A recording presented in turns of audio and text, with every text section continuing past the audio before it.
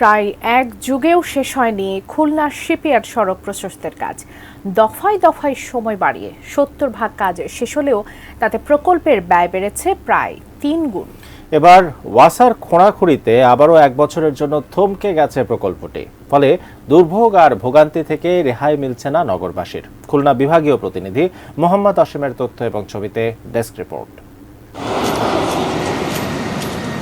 খুলনা মহানগরীর অন্যতম প্রবেশদ্বার শিপইয়ার্ড সড়ক। ২০১৩ সালে ৪ কিলোমিটার দৈর্ঘ্যের এই সড়কটি ৪ লেনে উন্নীত করার প্রকল্প গ্রহণ করে খুলনা উন্নয়ন কর্তৃপক্ষ। শুরুতেই ভূমি অধিগ্রহণ জটিলতা, পরে ঠিকাদারি প্রতিষ্ঠানের গাফিলতি, সব মিলে সড়কটি ব্যবহারকারী আর আশেপাশে বসবাসকারী মানুষের ভোগান্তির কারণ হয়ে রয়েছে প্রায় ১ যুগ ধরে। বিগত ১৩ বছর যাবত এই রাস্তার কাজ চলতেছে। আমরা ধুলাবালিতে শ্বাসকষ্টে ভুগতেছি, রোগ ব্যাধিতে ভুগতেছি, এর কোনো পরিবর্তন আসতেছে না, একটু পানিও তারা দেয় না। হঠাৎ করে কাজ শুরু হচ্ছিল, সুয়েজের লাইনের কারণে কাজ আবার ঝামেলা হচ্ছে। প্রকল্পের বেহাল অবস্থার কারণ হিসেবে সমন্বয়হীনতাকে দুষছেন নাগরিক নেতারা। তারা বলছেন, বেহাল সড়কের প্রভাব পড়ছে খুলনার অর্থনীতিতেও।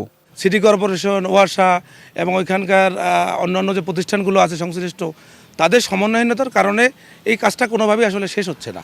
বসুন্ধরা টিস্যুতে ছাড়ের ছড়াছড়ি। বসুন্ধরা টিস্যু নিয়ে এলো নিশ্চিত ছাড়।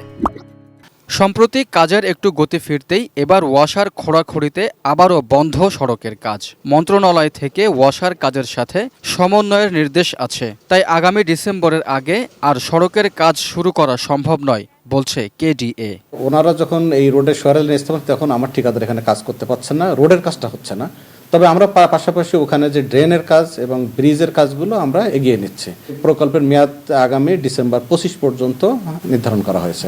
এ পর্যন্ত ৫ দফা বাড়ানো হয়েছে প্রকল্পটির মেয়াদ, এবার বাড়ল আরও ১ দফা। প্রকল্পের শুরুতে নির্মাণ ব্যয় ৯৮ কোটি ৯০ লাখ টাকা থাকলেও এখন তা বেড়ে দাঁড়িয়েছে ২৫৯ কোটি ২১ লাখ টাকা। Raihan Munshi, desk report, ATN news.